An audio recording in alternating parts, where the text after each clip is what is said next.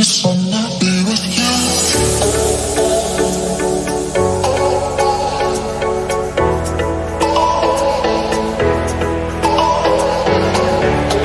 All right, so I'm out in the shop. I kind of cheated. I mocked this up before I had recorded it. I've never done these before, so I kind of wanted to figure out what I was doing. There was no instructions.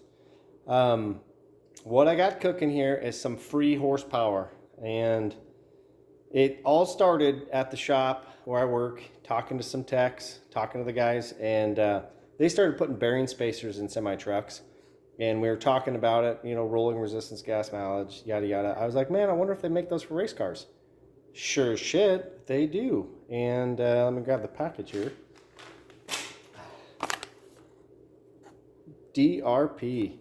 So the guys at DRP were really helpful. They don't have anything really listed. They have a couple of things listed by like application, or everything's listed by application. But if you want like Anglia spindles or strange spindles, I think Anglias are on there, but not everything is listed. So I have Chris Alston struts, and I didn't know what spindle pin they use, so I had to do a little bit of research.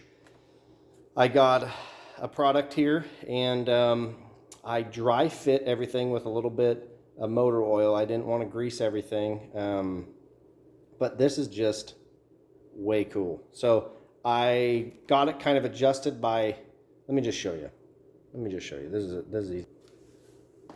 This is why I'm making a video. So, what I ended up doing is there is a lock nut on here. Or I'm sorry. Geez. It's just a little locking pin on here that you thread, tighten them with an Allen wrench. I'm not feeling the best, so I'm a little out of it. But I ended up putting these bearings in here, and I just played with this by feel. I'd spin this deal out. I don't know, maybe there are directions. Didn't take the time to look for them. But I just held the bearing firmly, and if I could move this around, the spacer would just slide around in here. And I did that until it wouldn't do that anymore, where I could just put a little bit of pressure on it and it would hold. And if you go just a tiny turn past that, you'll be able to push up and down on the bearings, and it'll move. If you push down on the outer bearing here, it'll push this inner bearing. So I basically took all the preload out of it by doing that, and then I assembled it on here, and I cranked it down with the nut, and they just spin forever. It is amazing. And then I locked this deal down with the little set screw, and now I'm going to pack these wheel bearings and just finish assembling this. So the main reason I got these, that I'm using these struts, is A, they're 6-inch travel, but they're also, a guy that I'm friends with bought them and then never used them, so I was able to get a really good deal on a whole kit. So anyway, this is that, and yeah, I'll hyperlapse this deal, and you guys are going to see me pack these by hand. Yay!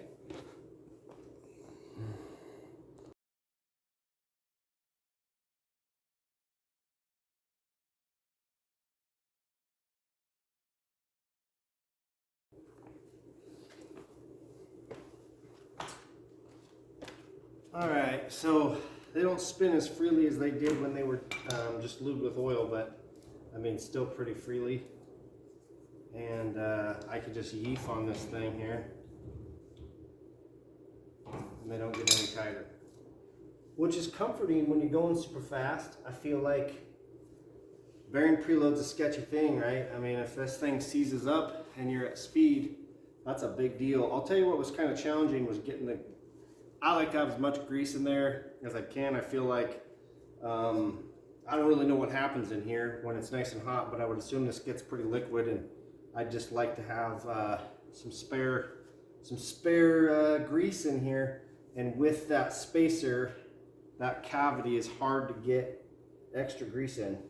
So this right here is some special grease. I searched the depths of Yellow Bullet to find the slickest, fastest wheel bearing grease, and then kind of interneted around too, and Obviously, Lamb Components makes killer stuff out of my price range, but their grease, ultra low friction synthetic bearing grease, is in my budget. So I bought it, and yeah, packed as easy as all the other grease I've ever packed with. So in closing, don't mind the fan behind me. That's a sweet shop upgrade, by the way. $70 Amazon fan, keeping that heat down low where I can feel it. Anyway, yeah, this is pretty sweet. I'm excited. I'm about ready to bolt some tires on here, so I'm gonna finish this up and catch you guys next time. All right, I know I said goodbye, but I just torqued. This is just dry fitted with a little bit of oil. Dry fitted. It's got a little bit of oil on it. This thing is just tight, super tight.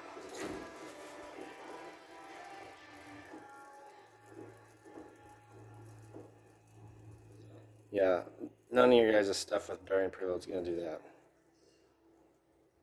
100% promise. And even if it does, man, then it's loose. There's nothing. So, feels great.